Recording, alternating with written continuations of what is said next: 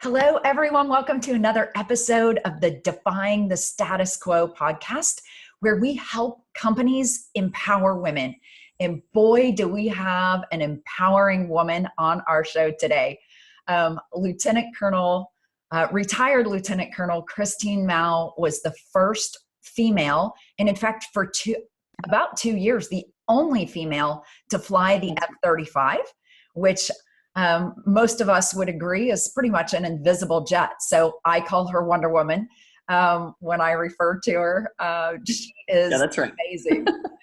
But Christine, Wonder Woman did not become Wonder Woman just overnight. I mean, she had a really tough road to get to where she was, where she flew an invisible jet and saved the world. And your road has not been particularly all peaches and cream either. Tell me how you got into flying fighter jets. I mean, that's a pretty astounding career path for a woman. Well, I guess it was back in when I finished high school in 1983, I didn't know this, but women weren't allowed to fly fighters yet. I applied to the Air Force Academy with the intent of becoming a fighter pilot someday. I decided that my junior year in high school. I really didn't have any influences as far as, actual flying growing up. My dad was a pilot. My grandfather was a pilot, but I never flew. It wasn't really something that we did. For them, it was just a job. My grandfather served in World War II. My grandfather did serve during the tail end of Vietnam, but it wasn't really something we talked about, or it wasn't part of my daily life. But I was determined to become a fighter pilot. Only after I was accepted to the Air Force Academy did I even realize that women weren't allowed to at the time. But again, that changed very quickly with the lifting of the combat exclusion law in 1993. So from that point, I really didn't have to do much except perform and kind of gut it out, just persist through, some normal obstacles that I think anybody faces, plus just the whole community getting used to women being amongst them. But here I am, 21 years later, and have thoroughly enjoyed it.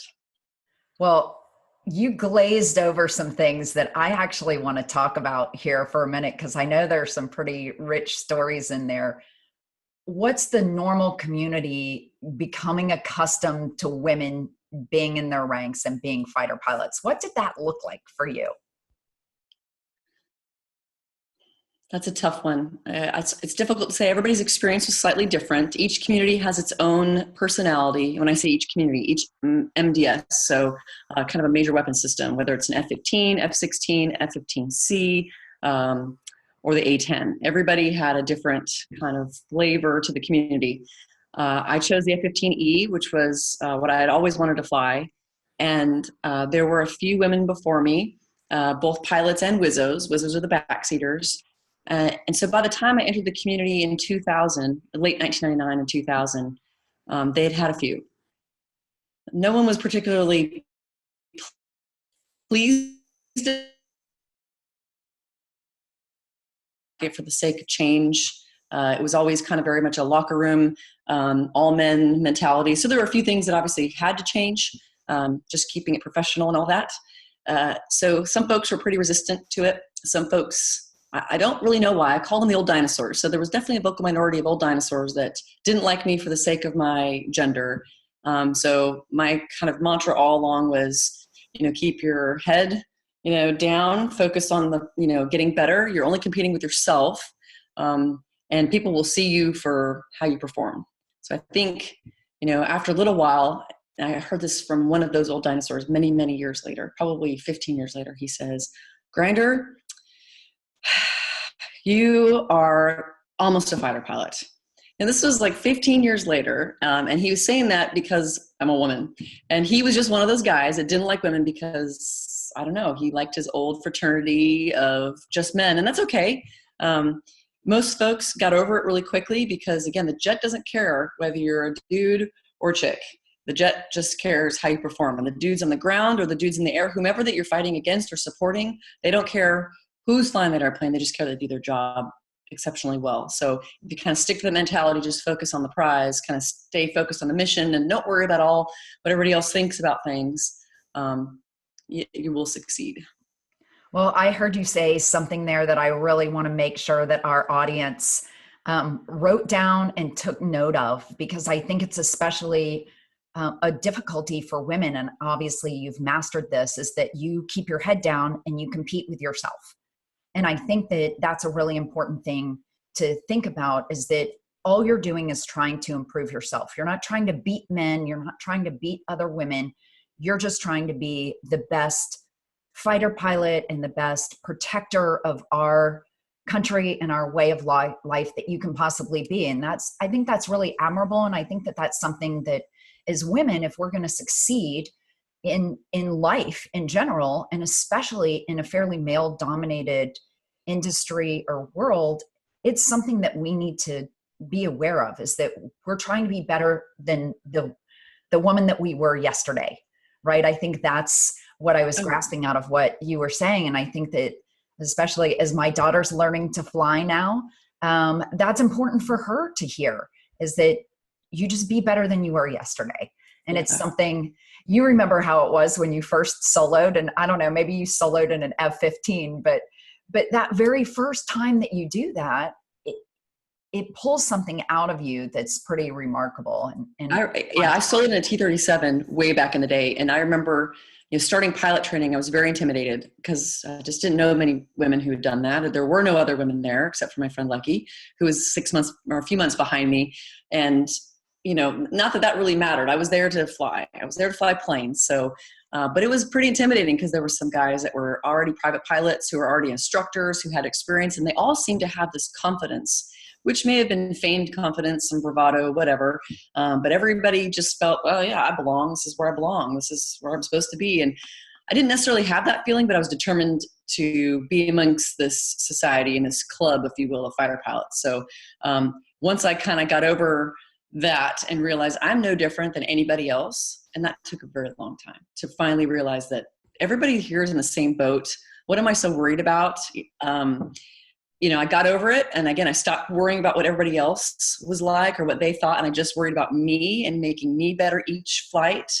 Then I did okay. And as it turns out, I had no idea how my standing was in the class. I certainly had my struggles. I had my successes, and being a woman in that environment, there's definitely a magnifying glass on you. So I think, if you were good, you were really, really good. And if you were, average, you were the worst thing they've ever seen. So you kind of had a little bit of that halo effect, and vice versa. So that was tough as well, just a little bit of extra scrutiny. So again, having this like closed mentality of just focusing on me and making me better and doing what I needed to do for this ride. Because in the military, it's all graded to course standards. So you have to get either a level 1, level 2, level 3 grading criteria. And it's all very well defined. So it's objective, it's measured. And so, was I able to rejoin with this kind of closure in this amount of time or whatever it is? So if you just compete with those course training standards for each, element that you're doing in your mission, or not compete, but strive to those, then who really cares what anybody else thinks? And as it turns out, I was like number 2 in my pilot training class. And I didn't have any clue until the day of graduation. So that was kind of nice. That's fantastic. Well, one of the things that I heard you mention that I want to point out, and I think it's a strength of our military, is that they're very clear criteria. And my sister's in the Air Force as well, and there are very clear criteria for how she's going to get promoted from major to lieutenant colonel. And you went through all those same things. There's equal pay. I mean, whether you're a male or a female, you know what you're getting paid for, and everybody else who's doing that same job is getting paid the exact same amount because it's dictated by Congress. And so I know that there were some things that got put into play there that made you really appreciative of that. And then you made a transition not too long ago from the military into a civilian job. How did that translate? Well, thankfully, the job that I transitioned to in the civilian side was, it's a defense contracting job, and it's just working down the street from where I am now, doing essentially the same thing, but instead of flying the jet, I was flying the sim. I loved the military aspect where we all knew what each other made. So this whole concept of women get paid 70 cents on the dollar or equal pay I had no concept, because that's never been part of my discussion. It's not been a part of my life ever. I knew what the dude next to me got paid. And so that was really nice. As far as promotions go, you kind of have a set path. Well, you need to get your master's degree, you need to go to this school, you need to do some community involvement and volunteer work. So I did all those things, and there's some subjectivity involved when it comes to promotions. So all you can do is just, do your best, hope that you have great leaders that will, rate you for how you truly are and not letting any other outside influences come in. I'm not going to speak to that, whether that was the case or not. I was very blessed with what I got to do in my career. So coming from that environment where, we all made the same, we all knew how much each other made, to then getting hired in corporate America, albeit a defense contractor, I was actually a little worried. Wow, am I going to get offered the same as the guy next to me? And what's funny is I had a classmate of mine who was in the same boat. He was retiring. We, went to the Air Force Academy together. Both flew F-35s. He had a bit of more F-35 experience than me, and he got hired about 2 weeks before me. So we shared, which was kind of nice. There was no rule against talking to other candidates, so we certainly did. And as it turned out, I actually started making more money than he did with the company, which was nice breath of fresh air, knowing that I didn't have to worry about getting paid less simply because of my gender. Well, that's fantastic. Now, have some things changed with that recently, or is it the same? Yes, recently, within my work group, if you will, there's about 16 of us, contract instructor pilots. We have organized and we have signed a collective bargaining agreement with Lockheed Martin. What we found, there were some things that weren't quite right with hiring and things like that and benefits. So we tried to solve it the way we thought was best. But again, corporate America is slightly different than the military with the way things are handled. So the bottom line was we decided to go with collective bargaining agreement, which, by the way, is an industry standard for this business anyways. So during that process, we got to see how much each other made and kind of figure out how to negotiate a salary that was more market value and things like that. And to see the disparity amongst what people made, especially when you take into account, this guy's worked here for this long, this guy's worked here for this long, and you had new hires that were making more than older hires, and older hires that had 3 times the benefits of the new hires, and we all did the same job. There's no upward mobility in my job. It was just pretty interesting how that works, because it's all about how you negotiate when you start. Again, you might argue one person's more qualified than the next, but it didn't really make a whole lot of sense to all of us. So with this collective bargaining agreement, we all are starting out pretty much in the same foot. We all know how much each other makes. We all know how much we can make, and it's a whole lot more fair. There were, of course, some hits, but then there were some plus ups here and there. But overall, all 16 of us are very happy with the results. And of that 16, how many are women and how many are men? Oh, yeah. Do you even know? Well, I'm the only woman. Yeah. Great. Well, there's something else that you said in 1993, women gained the ability to be fighter pilots. And just in the last year or so, if I'm not mistaken, women gained the ability to have combat jobs in the military. And, there are some people who are pretty opposed to that. And there are some people who feel very strongly about it. And I'm wondering, some of the arguments that I heard against it were that it might compromise a mission. And you've been in a position, not in combat in the F-35, but you've been in a position where you're doing combat training because you're a fighter pilot. So can you speak to that a little bit? Like what your feelings are about that? Sure. Yeah. And those sentiments that you're mentioning were echoed, or not echoed, was the precursor to being echoed. They all were voiced back in 1993.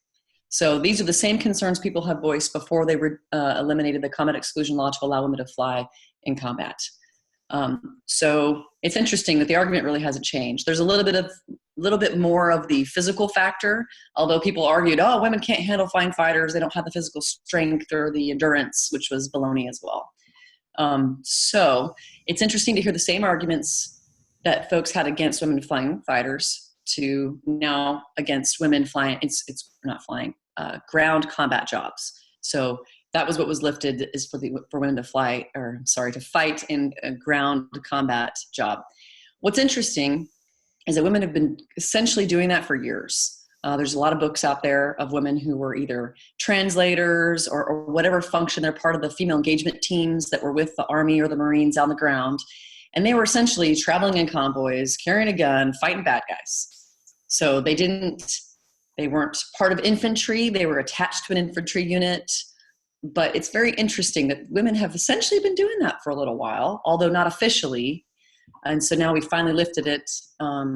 So I think it's an interesting observation that it's the same argument.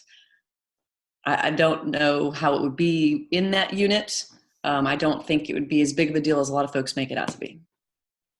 Yeah, I think I agree with you. I don't think, did you find at any point in your career flying fighters that you had a physical limitation or a mental limitation because of your gender?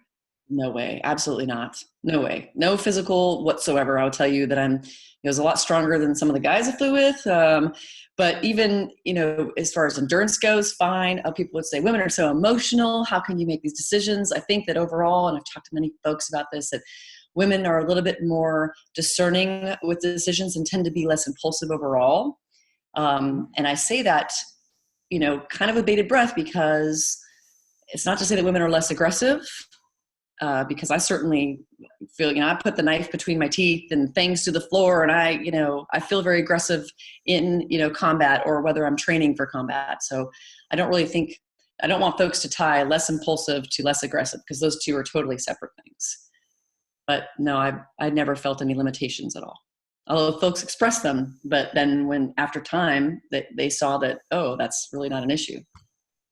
Well, now you didn't just fly fighters, you commanded units, and I think you were you had command over an entire base at one point, if I'm not mistaken. And so you had the opportunity also to oversee women in training and in operations. And what did you observe there?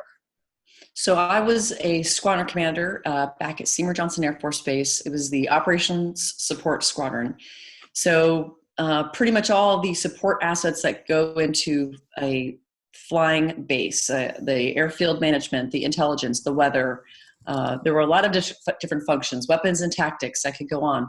And they all fell under their operational, so they're involving flying, so let's throw them in this one squadron. So it was kind of cats and dogs living together as far as diversity of our mission set. Because, what does an intelligence officer or intelligent airman have anything to do with an aircrew flight equipment airman? Absolutely nothing. One person worries about, parachutes, ejection seats, the stuff that's in them. And one person worries about, foreign, enemy intelligence and things like that. So it was very interesting. I absolutely loved it. There were almost 300 airmen in my squadron, airmen and civilians. And it was your typical about 18% women in the Air Force. That's about what I had in my squadron. So I absolutely loved it. It was a fun environment. Some folks in my unit were in training squadrons. They were attached to a training unit. So folks that taught folks how to fly F-15Es. And some folks in my squadron were attached to the combat units, and they would deploy for 6 months in support of operations, worldwide. And so did you observe any differences between the women and the men in your command?